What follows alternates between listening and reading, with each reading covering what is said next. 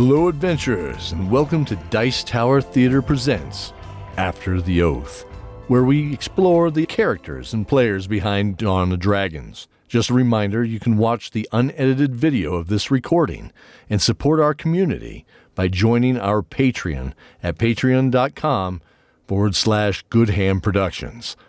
In this episode, I'm here with JD Rose, aka Deviled Ham, with our core team, and the player and actor behind Dabria, the Death Cleric. So when did you start playing Dabria with the team? So I kind of went to the annals of my brain here. I want to say it was 2016, but that almost doesn't feel long enough for everything that we went through. But that is almost 10 years. Yeah. Yeah, because you came in. So when I walked back through it, right in my head, it was, we started 2015 with the whole group.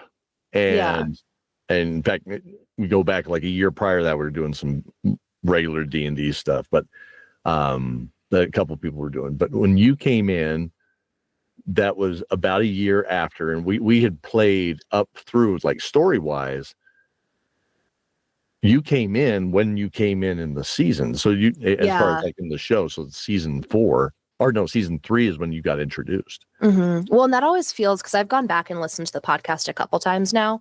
That always feels so early for Dabria, because the relationships were already so set up for like the main kids. And so I felt like such an add-on, just like in personal life and also in the story. And so me being in season 3 was always very jarring. Like, oh wait, yeah, I've been there for a hot minute. I could see that. So so why did you want to join the team? You know? Honestly, I saw all my friends having fun with this amazing story, and I had very limited D&D experience, and I don't want to say it was all bad, but there was a lot of players that I didn't really like, my play style didn't drive with. They were just very rule oriented, and I was in it for the story, and that's what I heard from your table. So I adamantly wanted to join that and experience D&D like that. Well, we're glad you did. I mean, we were all, you know, of course we were all friends, and like you said, is, you know, friends were having this. It's a therapy session. Yeah. Really, is kind of what it started turning into, and I was glad that you could join us while we went through it. So, which was good. So, what inspired you to choose Dabria as a character? Because she's very unique. She is, and I love that she is. I think that, kind of touching back on it being a therapy session, I wanted somebody who was not a normal character that I play, at least not up front, because I am usually the cleric that makes friends with everybody, and the person that like goes out and talks and like gets the group together and like really builds the teamwork and the friendship. And that is not Dabria in the beginning. I think it came from this need to kind of enter seriously, because at the time in my life, I felt like I wasn't taking myself seriously. So why would my friends take myself seriously? And Dabria just became this really excellent outlet for like actual dark, broody feelings that I usually pave over with jokes. That's awesome. I you know, from the game side, for me, when we discussed, you wanted to come in and you were like, well, you know, let's do a cleric, and we started talking about like different, you know, types of clerics, and then and I was like, what do you think? What about this one? And I mentioned the Death Cleric, and you're like, oh, well, yeah, Yeah. Not so on a personal note with you. I mean, you are a trained mortician. Yeah.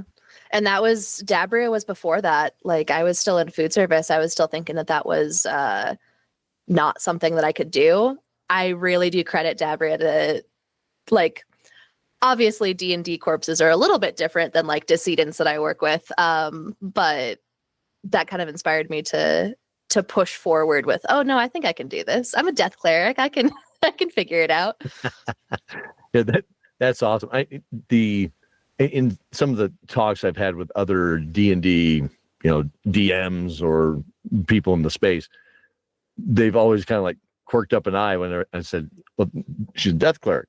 And they're like, you have a protagonist as a death is a death cleric? I'm like, well, yeah, I think it's possible to be redeemable if you pay attention to the story. It is, right? Yeah. So the two that came out of the Dungeon Master's Guide that were these areas or these types of characters that were really regulated to just be bad people was the Death Cleric and then the Fallen Paladin. So and with both of those we incorporated in the show, so which was cool. So where did the name come from? I don't know if you know this, Mikey, because we had this awesome moment at the table after years after I had created Dabria, where you let it show that the name means Angel of Death. And I did that on purpose. I had just forgotten about it. Names mean a lot to me. And so I really do delve into the names of things. When you and I were in character creation, I wanted something that represented the death cleric of her, but gave her that softer side, and kind of reflected how she thought of herself in a very negative way, if that makes sense. And the first thing I thought of was I had this band, this Hex Girls level fan fiction band that I used to draw and write about all the time in middle school, called the Angels of Death. And so I thought it would be cool to kind of peel that into this. That's awesome. I do remember when you presented it, I was like, oh, some of the lore in my head, I remembered that being one of the names of the Angel of Death. And so I was like, how can that get incorporated? And I remember with your backstory, on that same note, right? When we were going through your backstory, we talked about what kind of conflicts you want to explore, these kinds of things, and what's your backstory going to be. And you presented back to me a heartbreaking story about this, how she had a incident where there was this girl, and the girl was, was a victim essentially of her warlike properties and what have you. And she always felt bad about that. And I think in the story, with what we explored with Dabria, at least from my standpoint as the DM storyteller, what I enjoyed exploring based off of that was that Dabria, that child in her memory, was actually two things. One, it follows Eddie, right? And what Eddie dealt with the raising of the Emerald Atoll, which was led by Dabria and Cardlin, or Nightblade. Yeah. So I wanted to play into that same warlike thing, right? But the other thing that rang with me was it was her. So it was her dealing with herself as her lost childhood, right? So her childhood that was wrenched away from her and what have you. I was like, well, how can we play into both of this? And so that's, as the story unfolded, that was a lot of fun and cathartic. Yeah, I really do have to give you props on that one. Again, being a team of friends, I knew I was walking into a therapy session, but I think it wasn't until you had made that analogy that I realized so much of me is poured into Dabria, because it's not meant to be a bigger statement than it is, but I have betrayed my inner child so many times. And I think that you kind of need to do that to be able to move past some of the current things that plague you as an adult. But through that story was a really big personal realization of oh man, I have really done myself dirty in a lot of ways, and kind of using Dabria to bring that back. Absolutely. The kind of leads into my other question. We've answered some of it here, but was there anything about Dabria that you relate with the most? Dabria, I don't think that I started out relating this Dabria is so angry, and I have always been so scared of my own anger because I'm very quick to it internally, but not externally. Externally, I have kind of a need to be in control of my emotions. That's why like the jokes and the silliness are kind of my main go-to.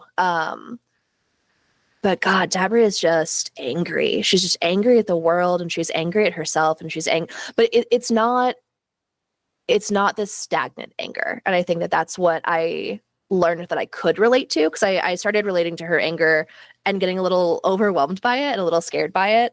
And then through her story, just realizing like you can still be angry. Like that angry is holy. That rage is justifiably like something that you can grow with and grow from. And she really, really helped me just discover my own anger and the whys behind it and what I could do with it.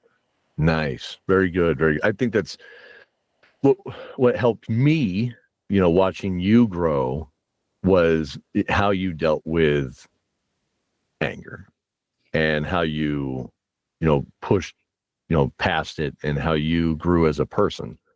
And to me, that showed me ways that I could grow as well. And in fact, one thing that kind of resonated with me during that time was I recognized my own anger issues. And I was like, well, how can I be more cool-headed about this? And that's when I discovered my joke, which is left-handed anger.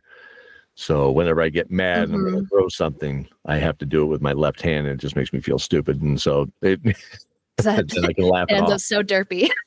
He's like, it's just, I'm so mad, and then it just fails. So yeah, so were there any characters that Dabria felt more connected to than others? So I think it kind of goes in chapters, because I think that Dabria really wanted to relate to Zoran. I think Dabria really wanted to be closer to Zoran, but then as soon as she saw kind of his temperament with like dealing with his life, she was like, okay, well, I'm not going to get what I need from you. Still respect there, but like you're not this angry little ball of revenge that I thought you were. And then I think it was Benedict. I think that like surprised me more than anything, because Benedict and Cordelia are two ends of different trees on different different leaves on different trees. They don't exist in the same universe, just of thinking and the way that they carry themselves. But Dabria really had to confront that and be confronted by that. And I think that her and Benedict really helped each other grow and understand that sometimes you can't use your own motivations to fix or help somebody else. And then outside of that, I think it was Cordelia. I think that was the through line that Dabria didn't see the whole time. But Cordelia was always the most fascinating to Dabria in a way that was very untouchable. And I think as their relationship changes and grows, and they become those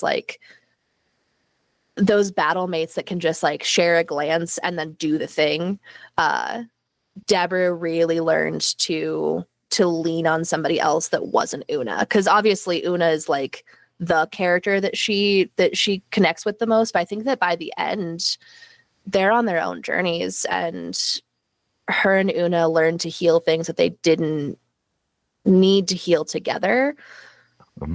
So it's kind of hard to say, like looking back, that there was just one character. Yeah, no, that makes perfect sense. You think about it, because it's like when you grow up, you have your friends that you have in elementary school or preschool or what have you. And as you go through your different phases of growing up, and you move from preschool to elementary school, or even half of elementary school into the later half of elementary school, or what have you, your relationships with people change. And some relationships stay there, forever. I was talking last night about a old friend of mine from high school, Josh Montoya. And Josh is like, he was my best friend, through junior high and high school and all that stuff. And then he joined the Navy, and I went off and became a rock star and all that stuff. And we'll talk like once a decade. Yeah. And it's like no time has passed. It's just we don't have to keep in touch with each other. We're both on our own journey now, and what have you. And we both miss each other. I mean, but at the same time, we both know that we're just different people, and that's okay. You know, there's some people that like they stitch themselves into your lives, and that stitch doesn't pull. Yeah, like that's Dabria and Una for sure. Like I feel like in whatever cosmic end of spoiler alert that happens, they'll still have exactly that of like they just are always going to be there for each other, always a phone call away, but not needing each other day to day. Agreed. Absolutely. Let's see here. So let's say something fun. Okay. Yeah. So who's your least favorite character in the world? Like who's what character do you hate the most? And it can be you personally, and it can be from Dabria's perspective. Either way. So I mean, okay, well, I'll answer the serious one, and then, well, am I allowed to give spoilers? This is like a big spoiler. Oh, let's not do that. We know the guy that I don't better like. Hold on. Everybody better hold on to what you're gonna hate him too. Let me tell you, it's going to be absolutely awful, and you're all going to hate him. Yeah, not yet. As of this point, as of season 6, as of season 6, we just got done. So everybody understands, we just got done playing the end of basically this arc, and it takes us through 10 seasons. So we'll have 10 seasons of stuff, and all this is going to be available up on our Patreon. You know, come join us. All the different levels, have all the fun. There we go. There's my ad. Now, as of this point, season 6, who's your least favorite person? I'll answer from Dabria then. Dabria is not a fan of Ash, which cracks me up because like that's my roommate and one of my best friends. Like Barrett is amazing, but I think from the Dabria built this little family where like, yeah, stuff comes up, some secrets, like the past comes up for all of them. She's getting over her past because she was not a good person. But this like little man just shows up and has a secret big enough that almost kills all of her friends, and then they have to be in a rowboat for days. She's not cool with him. Like, they have some side story things that make it like a little bit better. But the fact that he like separated and almost killed her entire family, no, she's not cool with it. There's gonna have to be some like reprimands made. Understand, yeah. We'll have to see how things pan out with that. So big apologies. Let's see how things go. Let's see here. Were there any moments that you remember the most? Either at the table. Oh God. I mean, there's so many for Dabria. I think that the first one that really told me that I was like, that I had something good, and it was a while into gameplay, was our first session.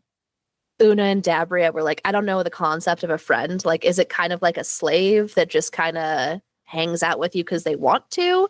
And that was how they came into it. And then there was this awesome moment where I think we have an illustration of it by Storm.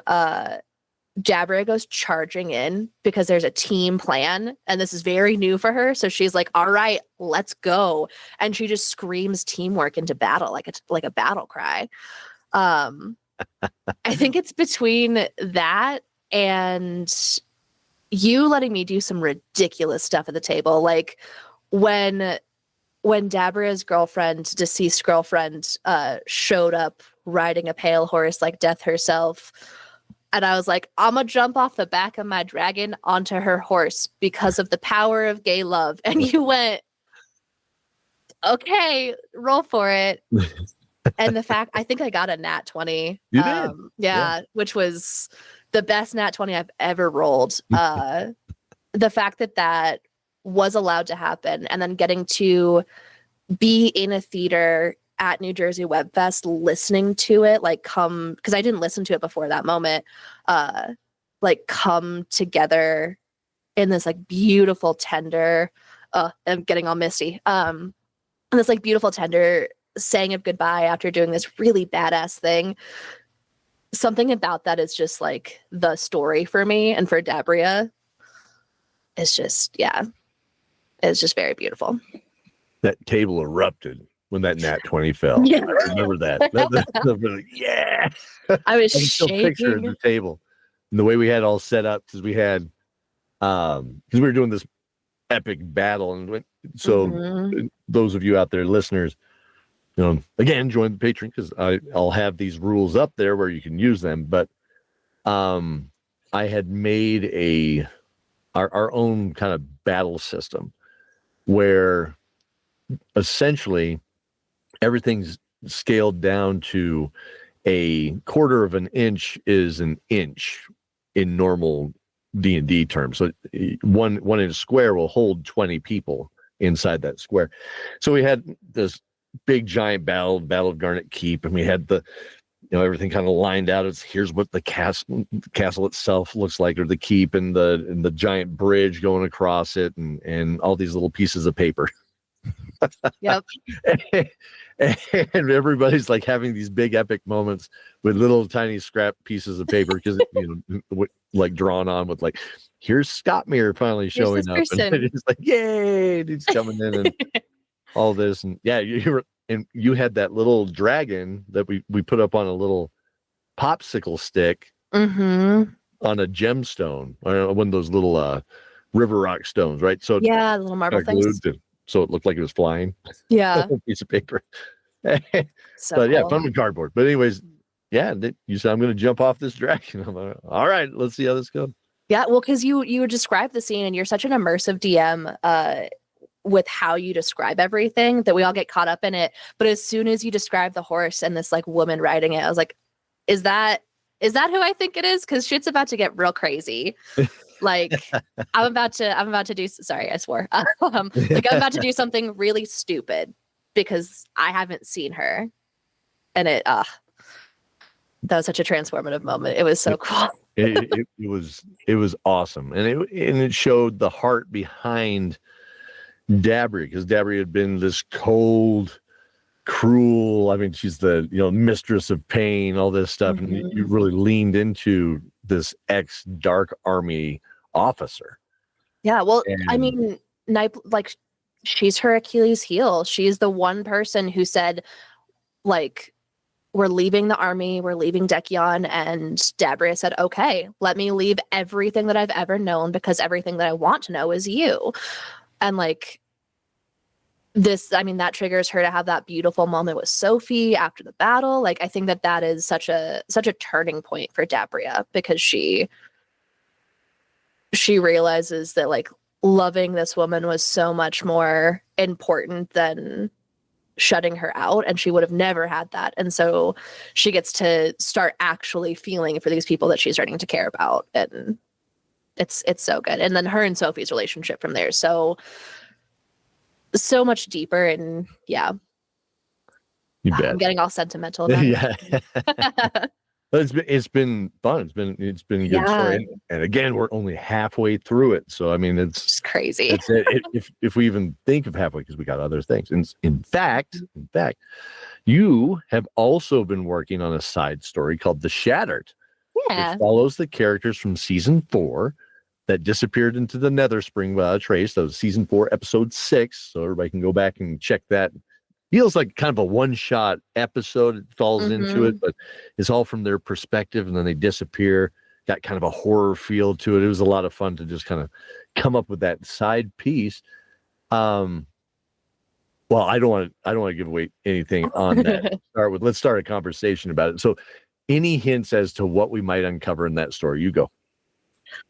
We're going to uncover trauma. Now, I mean, yes, but we're going to uncover kind of what it means to give into that little voice, that like that anti Jiminy Cricket who just tells you not like bad things about yourself, but the things that you could do if you just let yourself feel that bad emotion.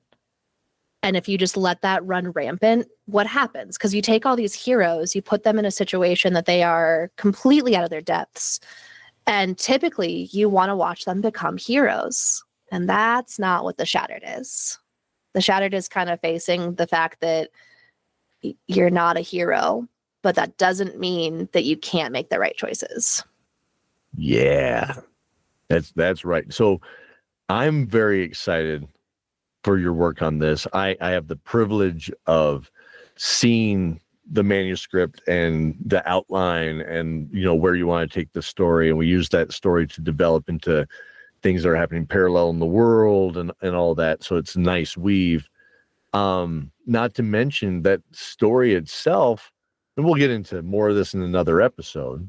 But that story itself, we were playing basically a Ravenloft game, right? Yeah.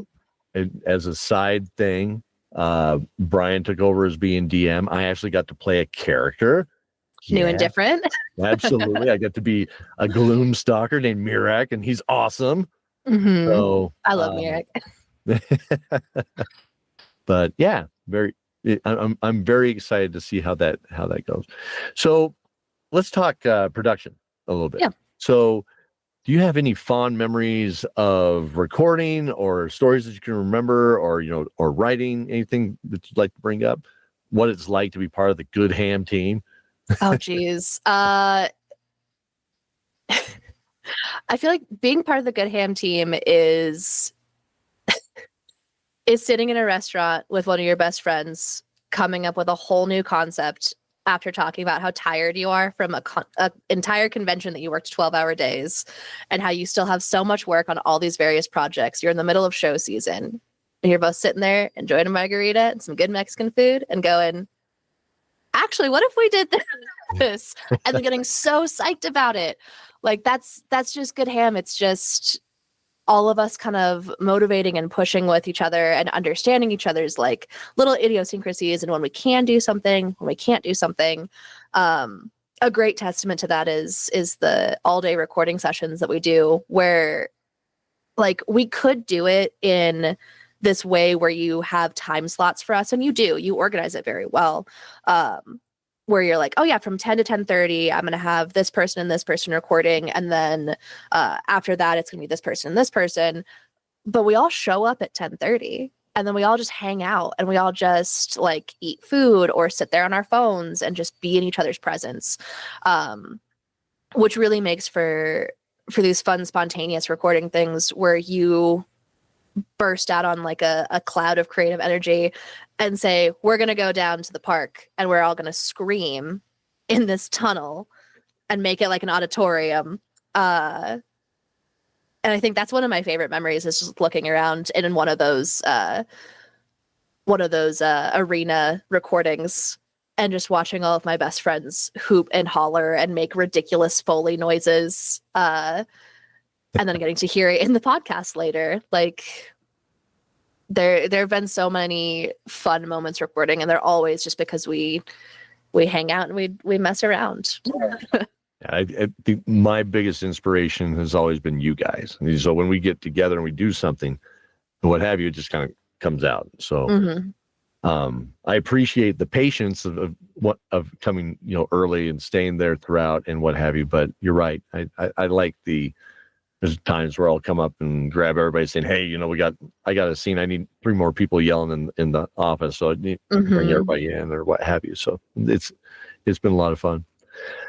So how would you say you personally grew since you started on this journey with us? Did Dabria teach you anything about yourself?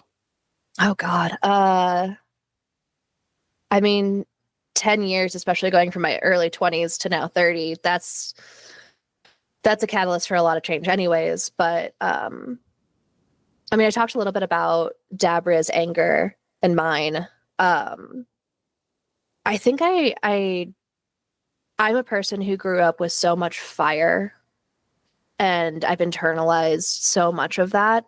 Not just anger, just the world and how it is sometimes. And I think I learned how to temper myself and how to be more than a product of my situation and how to react accordingly. I don't think I was always the best at my reactions, but I think that learning from Dabria and learning from some of the other players and characters at the table, just how to stop and observe, and not to bring it into another character moment, but there was a moment, and it was in 2020. It was in the throes of everything, and learning I was an extrovert in 2020, that sucked. But we were playing, and there was a moment where Dabria had a chance to shoot a boar and chose not to.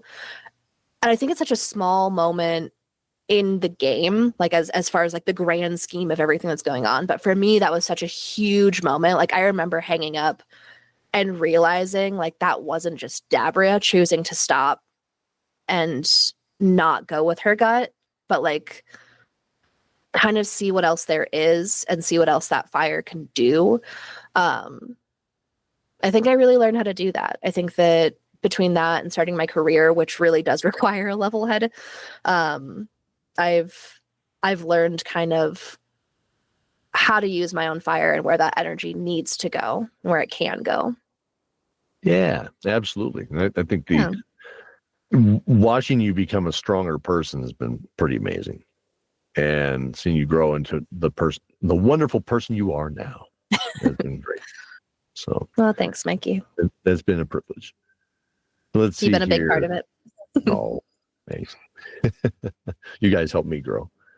So, what are you planning to do next? Got anything on the horizon? Well, I'm in the throes of show season for Abistrom Academy of Sorcery right now. We have a rehearsal tonight, in fact. So that is coming to Mile High Con October 31st, Halloween night. We will be starting up the shenanigans with a fun new silly story. So that's going to be that weekend long LARP activity. I've got the Shattered coming out for the deviled ham side of things. I do have a burlesque business called Creme Burlesque. That's more for the adult side of things. But yeah, just a lot of good creative stuff. Excellent. Very, very good. So where can our listeners find more of your work or follow you? Well, you can follow me on Instagram. It's going to be Devil's Cake. For any Creme Burlesque related things, it's going to be Creme Burlesque. For Abistrom, you can follow Abistrom Academy of Sorcery. Those two worlds are kept very separate, so there's not going to be a lot of crossover. And then you can find me on any good ham things anywhere, helping out with whatever I can, and soon to be a book release, I think. That's right. Well, very, very exciting. Well, until next time, everybody, stay safe and remember the oath.